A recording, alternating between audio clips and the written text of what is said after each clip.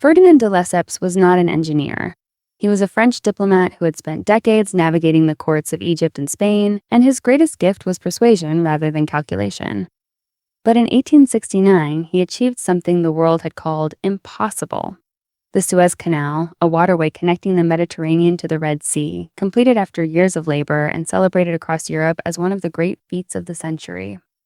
Overnight, de Lesseps became a national hero, and in the minds of French investors, his name became a synonym for the impossible made real. That reputation would become the most powerful financial instrument France had seen in generations. In May 1879, de Lesseps convened an International Congress of Engineers in Paris to decide how a canal across the Isthmus of Panama should be built. The delegates heard two competing designs: a lock-based canal that would lift ships through Panama's mountain spine, advocated by engineers who had studied the terrain closely, including the engineer Gaudin de l'Épinay, and a sea-level canal that de Lesseps preferred because it resembled how Suez had been cut through flat Egyptian desert. Despite the objections of those engineers, who argued that a sea-level approach through tropical jungle was incomparably more difficult than anything at Suez, de Lesseps guided the vote toward the sea-level design. The Compagnie Universelle du Canal Interoceanique de Panama was incorporated the following year, and France's investing public, trusting the name behind Suez, subscribed to its first share offering with enthusiasm. Suez had been cut through flat desert.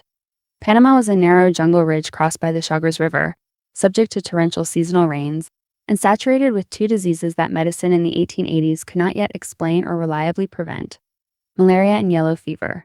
Construction crews arrived from the Caribbean, Europe, and South America and died in large numbers. The company's own Ancon Hospital, built on the isthmus to care for workers, became a place many entered and never left. Historians estimate that the French construction phase from 1881 to 1889 killed an estimated 20,000 or more workers from disease alone, though precise records were poorly maintained and some scholarly estimates run higher. The engineering targets the company had advertised to its investors had been drawn from assumptions suited to a different continent. By the mid-1880s, as the company had exhausted its initial capital and was nowhere close to completing the canal, rather than halt the project and acknowledge the full scale of the miscalculation, management returned to the French public with new share and bond offerings. Each new prospectus projected completion dates that kept slipping further into the future, and each new offering was marketed primarily on de Lesseps's personal reputation rather than on audited engineering progress. Historians who have reconstructed the company's accounts estimate that it raised approximately 1.4 billion francs from investors over its entire existence. That money was absorbed by spiraling construction costs, administrative expenses, and interest payments on prior borrowings, none of which brought the project meaningfully closer to completion. By 1888, the company could no longer raise adequate capital through standard bond offerings. Its leadership settled on a mechanism that had worked for earlier French infrastructure projects: lottery bonds, which paid holders a fixed rate of interest and also entered them in periodic prize draws for large cash sums. The instrument was popular with small French savers because it added the chance of a windfall to an otherwise modest yield. The problem was that French law required a vote of Parliament to authorize lottery bond issuance. The company hired intermediaries to secure that vote, and those intermediaries paid members of Parliament, senators, and the journalists who covered French political and financial affairs. The two central figures in the payment network were Baron Jacques de Reinach, a French banker, and Cornelius Hertz, a physician and speculator with wide connections in French political society. The term the French press would eventually apply to those who accepted the payments was checkwards, from the French word for a bank check. Later parliamentary investigations revealed that a substantial number of deputies and other political figures had received funds, though the precise count was contested and the range of documented cases differed from the range of suspected ones. What the record clearly established was that a significant share of the French financial press had undisclosed financial relationships with the company, which helps explain why coverage of the project had remained favorable long after the underlying engineering was in crisis. The investors who continued buying the company's securities through the mid to late 1880s were doing so in an information environment that had been systematically distorted by paid influence. Even the lottery bond proceeds were insufficient. In late 1888, the company stopped making payments on its bonds. A French court ordered it into liquidation in early 1889. The announcement fell on hundreds of thousands of French families who had bought the company's securities across multiple offerings over nearly a decade. For many of them, particularly middle-class savers, retirees, and small tradespeople who had treated the securities as a sound holding backed by de Lesseps's name, the loss was total. Some contemporaries described the final rounds of fundraising as resembling a scheme in which new investor money was being used to service prior obligations, and the parliamentary vote on lottery bonds had extended that arrangement by another year. The bankruptcy in 1889 was public knowledge.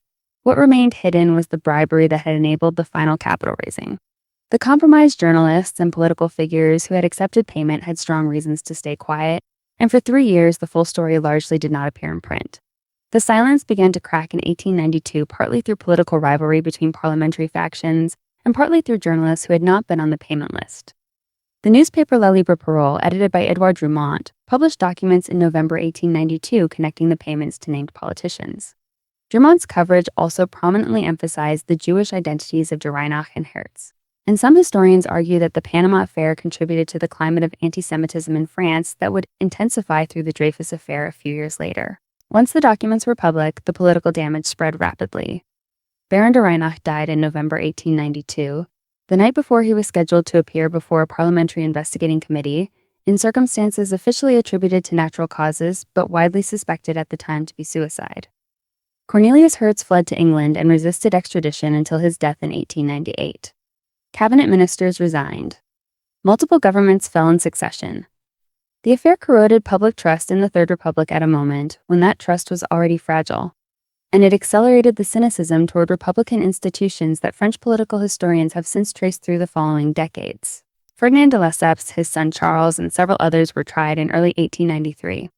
Among the defendants was the engineer Gustave Eiffel, whose firm had been contracted to build a lock system as part of a late redesign of the project, and who was accused of fraud in connection with payments his firm had received for that work. In February 1893, a Paris criminal court convicted Ferdinand de Lesseps and sentenced him to 5 years imprisonment. By that point, Ferdinand was in his late 80s and had suffered a cognitive decline that, by multiple accounts, left him unable to follow the proceedings. He died in 1894 without serving the sentence. Gustave Eiffel was also convicted, but his conviction was later reversed on appeal. The Court of Cassation subsequently annulled the convictions of Ferdinand and Charles de Lesseps on procedural grounds, specifically the expiration of the statute of limitations, a technical outcome that satisfied almost no one and further damaged confidence in the capacity of the legal system to deliver accountability. In 1902, the United States Congress passed the Spooner Act, authorizing the purchase of the French company's remaining Panama assets for $40 million. American engineers redesigned the project around a lock-based system rather than a sea-level cut, substantially reducing the volume of excavation required. Crucially, the U.S. effort began with a systematic public health campaign directed by William Gorgas, who applied the recently established knowledge that mosquitoes transmitted yellow fever and malaria by draining standing water across the construction zone, screening buildings, and conducting organized fumigation. The death rate among construction workers fell dramatically relative to the French phase.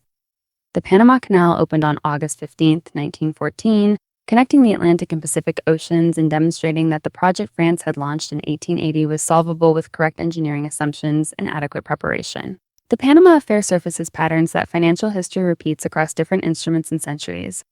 The first is that a famous name can function as a substitute for analysis, allowing investors to skip due diligence they would have demanded from an unknown promoter.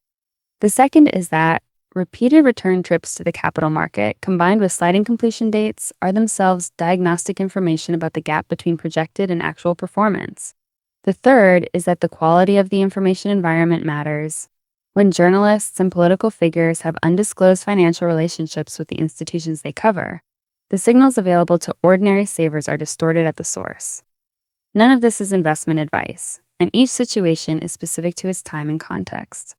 But recognizing the shape of a credibility-backed scheme, the celebrated name, the transformational promise, the deferred bad news, and the corrupted information chain is one of the most transferable things financial history can teach.